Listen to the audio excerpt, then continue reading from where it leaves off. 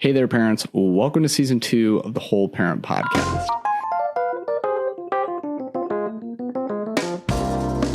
If you've been listening, you know this is the podcast that is all about how to make your life as a parent easier and better with brain-based parenting techniques. This season, we are taking that to a whole new level and getting into parenting challenges that matter the most. Things like getting your kids to stop fighting with each other and actually get along, ending the bedtime battles once and for all, and getting your kids to actually want to listen to you. In addition to these deep dive solo episodes, I also have some amazing guest episodes lined up with parenting experts I know you're going to love.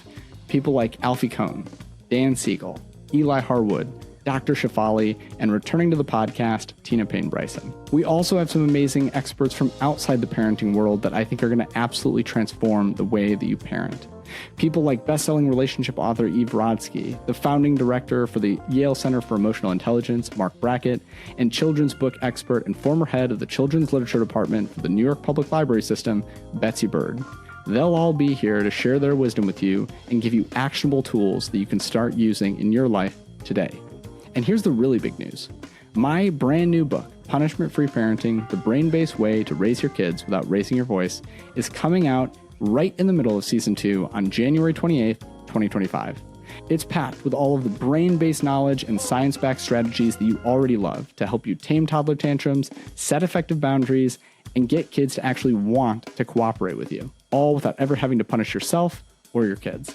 You can pre-order that now on digital, hardcover, or if you prefer to hear it read to you by me, on audiobook. Head to the link in the description and lock in your copy today and be one of the first to experience how this book can absolutely transform your parenting journey. All right, let's jump into today's episode. Welcome to this special Christmas episode of the Whole Parent Podcast. My name is John. I'm the host. I remember growing up this feeling of palpable excitement on Christmas morning. I would rush downstairs. The tree would be there the same way it was the night before, except somehow totally different, filled with presents. I remember seeing all of those packages that weren't there the night before, those things that Santa brought. The stockings were filled. Somewhere my mom was making coffee, probably way too loudly in the kitchen.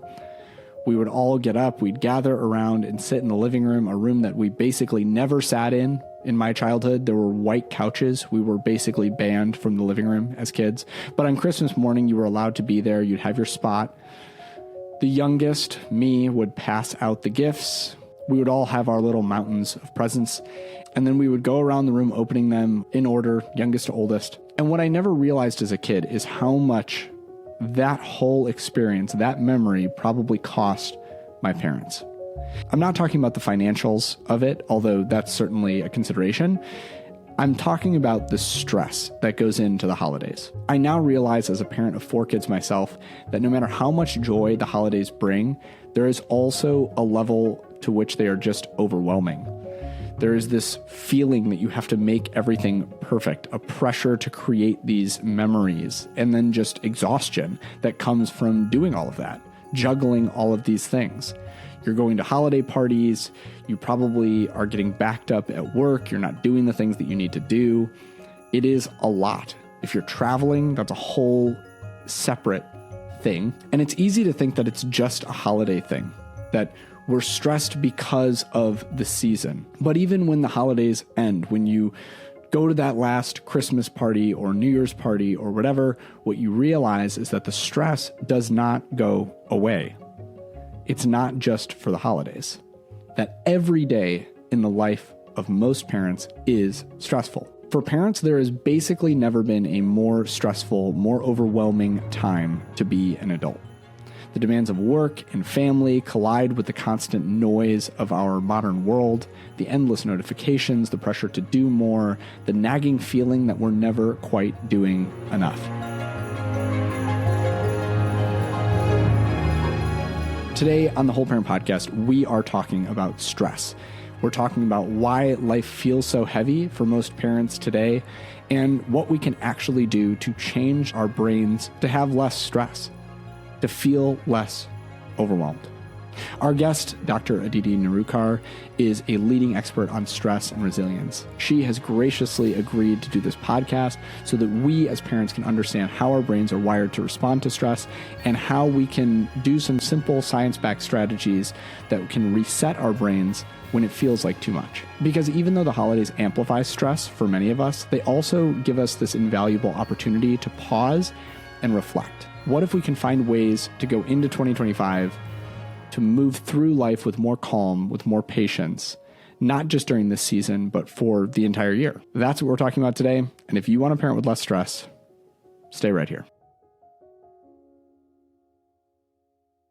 I am so excited today to welcome Dr. Aditi Nerurkar to the podcast. I am so excited to have you on. She is the author of The 5 Resets. She is one of the world's leading experts on stress and a parent herself. Welcome to the podcast.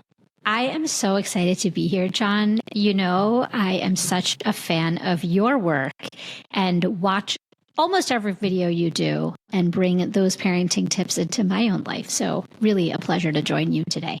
Well, it's kind of fun to be on the call with somebody who I take your tips and you take my tips. It's fun to have an actual, so you are a follower. That's fun. I am an ardent follower. I love how you describe things in a really approachable way with the science and making it very accessible, which I really appreciate because that's my language, right? I talk about the stress response a lot as it relates to parenting. What is the stress? Why should parents care about stress beyond just parents are stressed out? Because obviously parents are stressed out. Parents are very stressed out, and that's let's get that out of the way. A recent study showed that 2/3 of parents have experienced burnout, and I think that number is underreported, so most likely a higher number than just 75% of parents. So there's a lot of reasons why parents are stressed and burned out. One is just because parenting in and of itself is a difficult endeavor, right? It's 24/7, there's no respite, and there's no time to recover. It's just, you're always on. Right. But also in this particular era of the modern world with many competing demands on our time, it's just ups the ante that much more. So not only are we parenting 24/7, but we are also expected to be on the job, working and engaged in our work 24/7. And because of the information overload and the sense of hyperconnectedness that we as adults are engaging with, and unfortunately some kids as well, right? With increased screen time.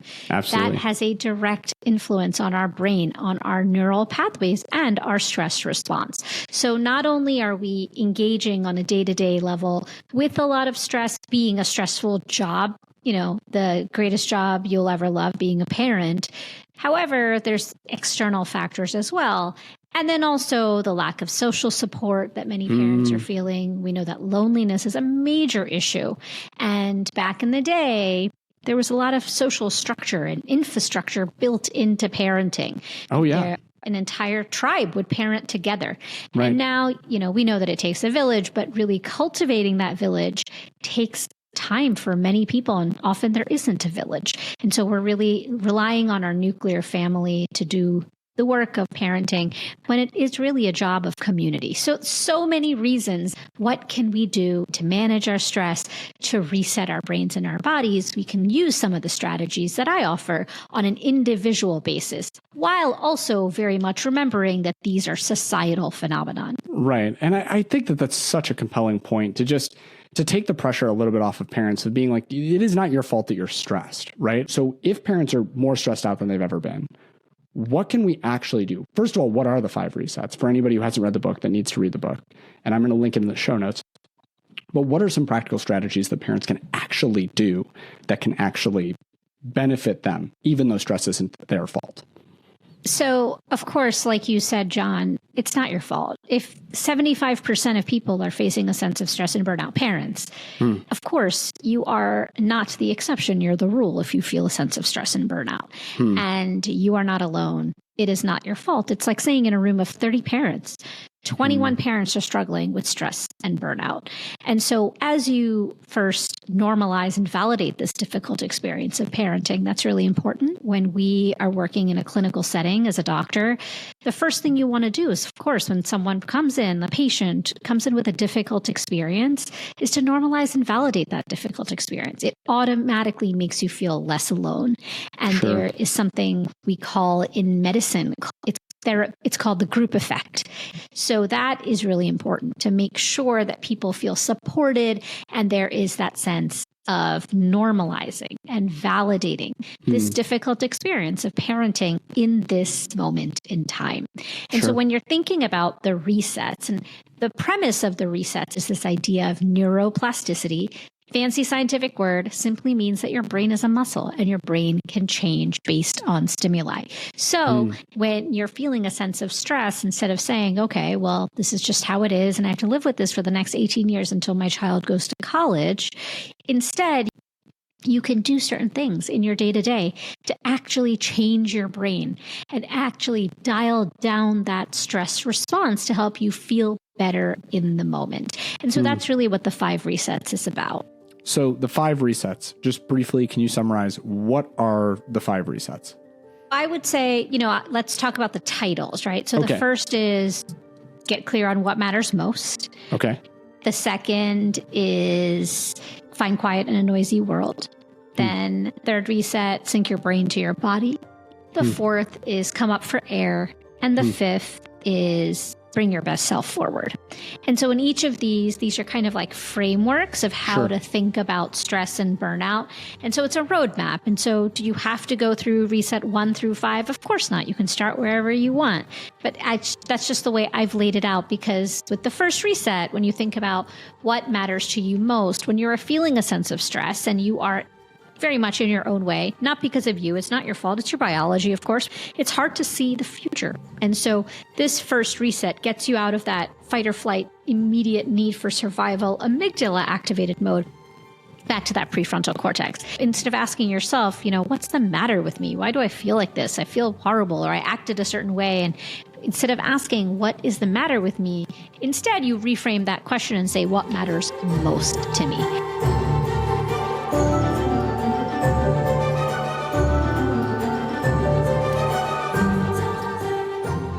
What matters most to me in this moment, rather than what is the matter with me?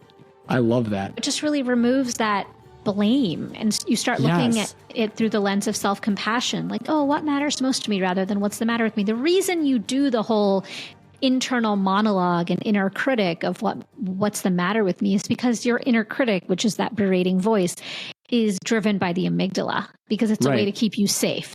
Just rest here for just a moment, because I feel like that is I just want to let that sit, because I feel like so many parents, they try and do the parenting thing, the life thing, the relationship thing, the marriage thing, from the perspective of, I am going to shame myself into progress. And it doesn't work, because the part of your brain that can actually learn is shut down when we do that.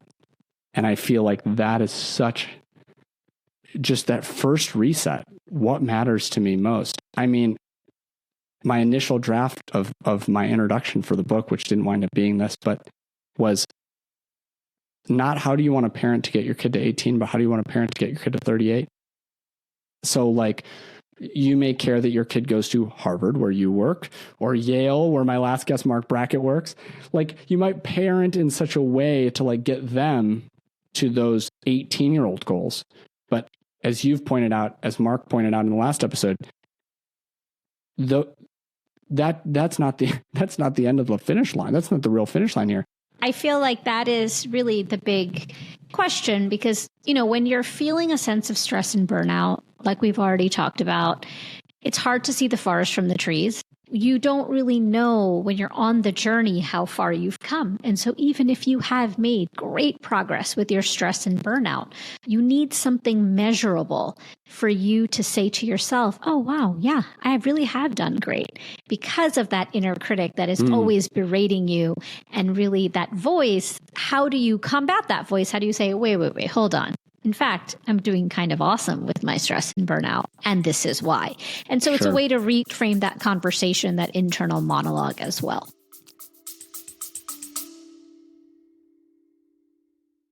Hey parents, let's take a quick break. I need to share something really, really exciting with you. If you have ever found a tip or a strategy on this podcast that has helped you stop a tantrum, calm your own big emotions or those of your kids, or get kids to listen to you without having to yell at them, then I have a favor to ask you. My brand new book, Punishment-Free Parenting, comes out on January 28th, 2025, and I would love if you would pre-order it. This book is truly the culmination of everything that I have learned and shared about parenting on my platform, on the podcast, and on my social media channels. It's filled with advice on how to stop power struggles, to set boundaries that actually stick, and turn those chaotic moments into connection.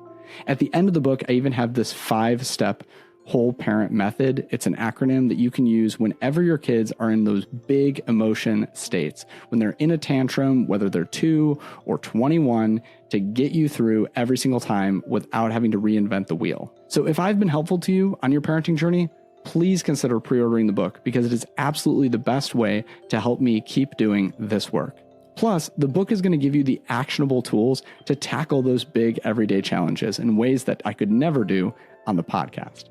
You can pre-order the book right now in hardcover or digital, or may I suggest to get the audiobook read by me. When you do, you're not just supporting me, you're saying yes to a calmer, more connected parenting experience for both you and your kids. So head to the link in the description right now and grab your copy today. It absolutely means the world to me, and I can't wait for you to have it in your hands. Okay, let's get back to the episode.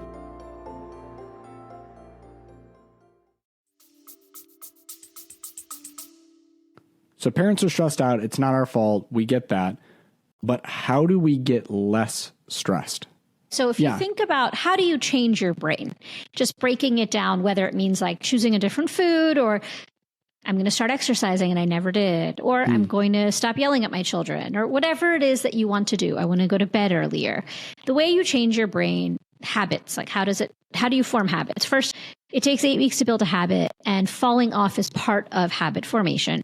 But really, when you think about your brain and neuroplasticity, you think of like a dirt road. And that's when you start something new and you're not sure if it's going to work. It's a dirt road. But if you do a little bit every day, that dirt road becomes a 1-lane highway, and then a paved road, and then a 2-lane highway. And before you know it, it's 4 lanes on both sides and a superhighway. And it's an expressway, time. It takes time, but that's how your brain actually works, in that these are called neural circuits, and that's how they form, right? It's like one little circuit because you do one behavior maybe once a week. And then if you start doing the same thing every day, that circuit just gets strengthened and becomes cemented. And then it's just who you are. It's just what you do. Right. And man, this is so powerful. So we're probably not going to get to the other 4 resets, but I want to save time here in a moment to say, okay, what are like the 3 actionable things that parents can do? Whether that's stop, breathe, be, that's from the book, whether that's intentional breathing, vagal breathing, like any of that stuff, whatever your 3 are. But I'm going to give you, I like your highway metaphor. I'm going to raise you my metaphor that I use in the book. And you tell me if I'm getting this right, or if I need to really quickly hang up this call and call my publisher and tell them that we need to throw it away. So the metaphor that I use for exactly the process that you're talking about is paving a new road, very similar to what you offer. But I say it's paving a new road through a forest. So actually the first step is you don't even have a dirt road. You have a forest, and anybody who's tried to walk off trail in a forest knows that literally every single step, you either have a machete or you're ripped up, like you're going to get cut up if you're not wearing the right shoes. That's therapy. You're not going to get through it, right? But the first time that you walk through that trail, even just the first time, if you go back to the beginning of it and look, you can tell where you stepped off. But if you don't step off again for 3 weeks, you won't be able to. Now, if you walk down that path again later that day, it's going to be a little bit more entrenched. You walk down that path 500, 1,000 times, and all of a sudden that is the trail. And you look back to that trail that you used to walk that was yelling at your kids. That was unhealthy dietary habits. That was not getting enough sleep, because this is another thing from the book. You stay up scrolling your phone instead of actually laying down. And you realize that in an amazing way, there are not even two trails anymore. There is only one trail. It's just the new trail.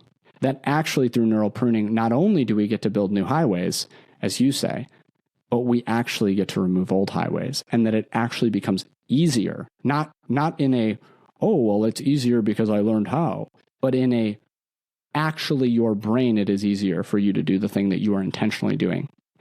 Respond rather than react. So does this metaphor, am I getting that right? Do you feel like that fits Very with your framework? So. Very much so. And, like you say, yes, I think very much so. It fits exactly with what we know about how the brain works. And that is why. So something like exercise, if you talk to people who never exercise, it's very difficult to exercise, right? Yes. Like to go from a person who is a lifelong non-exerciser or a sedentary person to exercise, that was a really nice way of moment. saying that. A lifelong non-exerciser. Yeah, that I've was had a so really many kind patients. way of being like the person who never gets off their couch. No. Yeah, or there's people who That's me. That's me.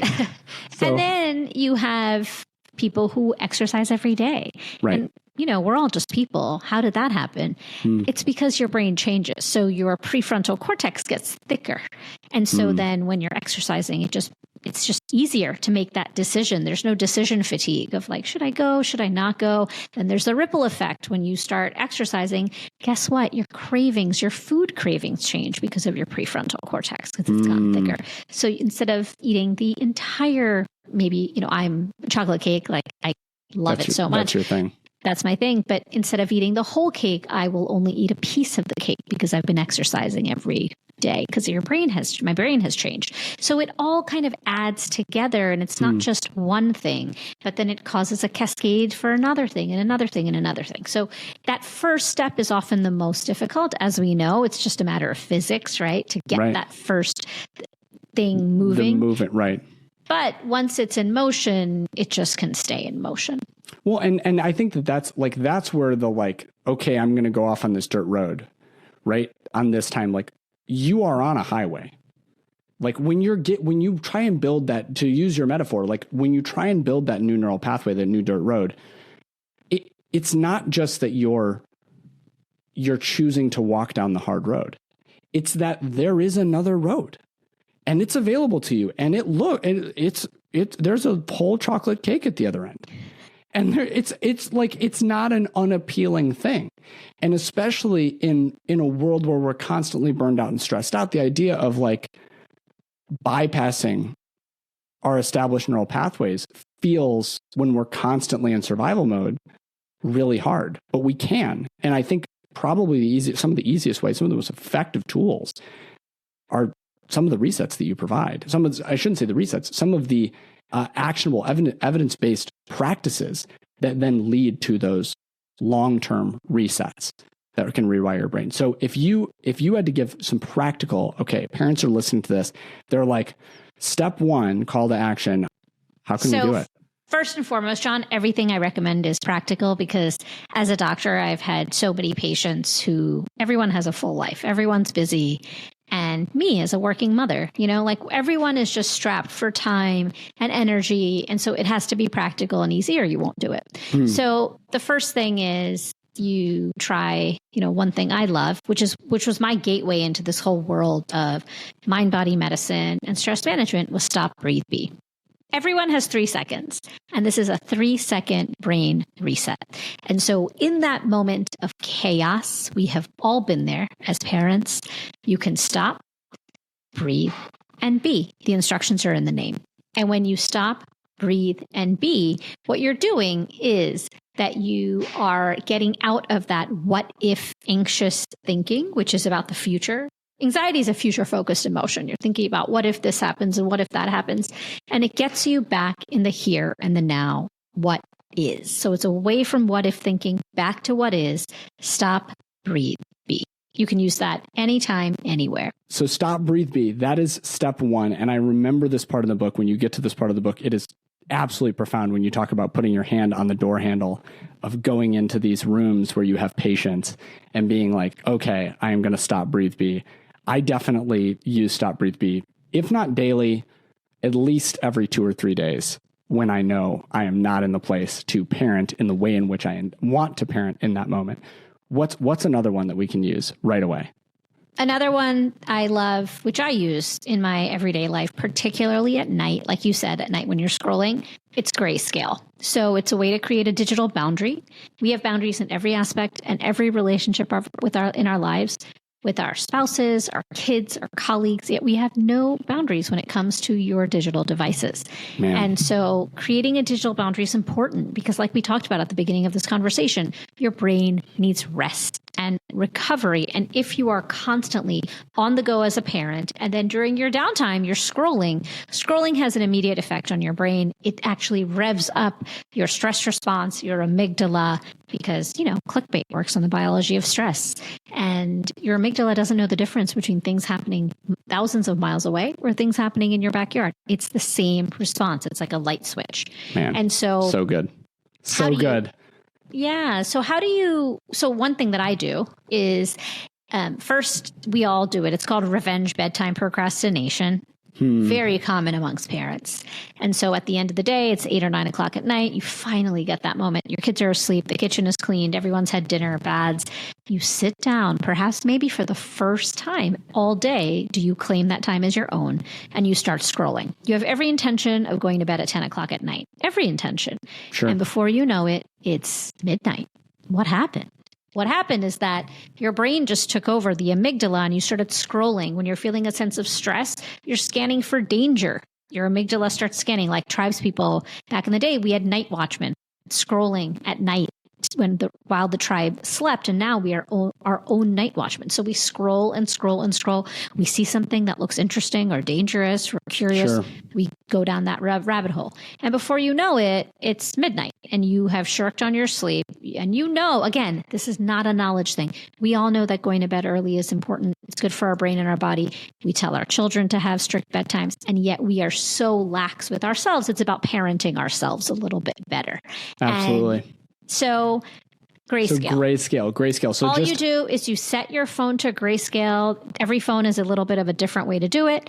And when you click your phone to grayscale, it switches everything to black and white mode. Mm-hmm. And so scrolling becomes less interesting for your brain. It's less stimulating for your brain. So you can scroll, you'll read headlines, and within 30 minutes, you're bored because it doesn't have the stimulating colors. It'll decrease your screen time and get you to bed earlier. So that is what I would really recommend. And you're saying switch your phone to grayscale at the prescribed times, or you're saying just have a phone in grayscale? Anytime you want. So I usually don't have my phone in grayscale all day simply because you need a little bit of color. In fact, if you're doing an Amazon purchase, it's hard to actually see when you have it on black and white. I've tried lots of different things. So I keep it usually on grayscale when I am at night, when I'm scrolling and want to get to bed, or when I'm focused on a task at work and I don't want to have a distraction of my phone. And I love that. Switching it onto grayscale. And then I also keep my phone off my nightstand. So creating a digital boundary. So it's not the last thing I do when I go to bed. It's not the first thing I check in the morning, just a little bit of a buffer for your brain. And giving. So that's the second kind of non-negotiable. And then tied to that, the third non-negotiable is that I really do try, and I would recommend this to all parents, is to protect your sleep like the vital resource it is. Of course, we know based on data that your sleep, only after your final child, it takes 6 years after your last kid to finally get into a decent sleep pattern. We know that based on the data. But in fact, your kids can be older and getting up, that's not a hard and fast rule. We know that sleep is not something that parents get readily because for all the reasons that we already know, but really trying to prioritize your sleep. So when you do the grayscale, what will often happen is that you'll get to bed earlier and then you actually will get the sleep that you need. Because when you are sleeping, when you're shortchanging your brain with sleep, there is a link between sleep and stress. Yes. And so when you sleep less, your brain, in fact, the amygdala, is more reactive. Your cortisol, the stress hormone, is higher. And so you might be more irritable the next day. It might influence your work or your, the ripple effect is vast with the sleep stress cycle. So it will likely affect your parenting, your emotional reactivity. It might affect emotional eating. It certainly affects your willpower to exercise or motivation to do things or clean the house, etc., because you are so sleep deprived. Now, we've all been there as parents, and especially in the newborn years, toddler years. But even then, if you can protect your sleep and really think about sleep like a therapeutic intervention, it's not a waste of time. It is truly deeply therapeutic. It is, in fact, so important for your brain because sleep is when everything happens in your body and your brain. It's like a dishwasher for your brain. Yeah. No, literally cleaning out the neurotoxins. I try it. This is something that I tell to my 8-year-old is that like, I don't want to go to sleep. And I'm just like, yeah, but your brain's so dirty, man. That's so cute. Gotta clean it. We got to clean it out. But yeah, this has been such a helpful conversation. Just to summarize, I think what we all need to appreciate is number one, that stress is normal.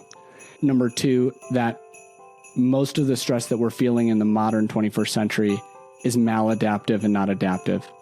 That those places where stress is adaptive, hey, if you're a little stressed out because like your doctor has said for the last 5 years to go get a colonoscopy, go get a colonoscopy. But if you're constantly stressed about things that are happening, if not hundreds of miles away, thousands of miles away from you constantly, like this is not helping you. Number three, the way to actually change that is to build these new neural pathways through stop, breathe, be. And these are just the first three. You said how many in the book? 15? 15. So these are just the first three. Well, they're not the first three, but they are three. Stop, breathe, be, number one, getting more sleep, number two. And the way that you can do that is having I like to call those, you said it was a digital boundary. It's a physical boundary too. Yeah, geographical boundary. I got to physically get away from this thing. And so if it means that you watch fewer whole parent books, please watch, or not books, fewer whole parent videos. Please watch fewer whole parent videos. In fact, Dr. Aditi, can we just prescribe no whole parent videos after midnight? And if you are, then they have to be in grayscale, which would be very weird looking. But thank you so much. How can we connect with you? How can we, other than just, buying the book, obviously you read the book for the audio version. I'll make sure that I link that as well. But how else can we connect with you? What future projects do we have? Do we have an email list? How can we get more as parents to actually change our brains? So you can follow me on social media across platforms at Dr. Aditi Nerurkar, at DRADITINERURKAR. You can check out my website, 5resets.com or draditi.com, and a newsletter on Substack called It's Not You, It's Your Stress. And all of that is linked in my bio on Instagram. Awesome. Dr. Aditi Nerurkar, thank you so much for being on the Whole Parent Podcast and all of your time that you've given us. Your amazing book. You're awesome. Final word? Thank you. And parents, I am with you in solidarity on this adventure of a lifetime. Thank you, John.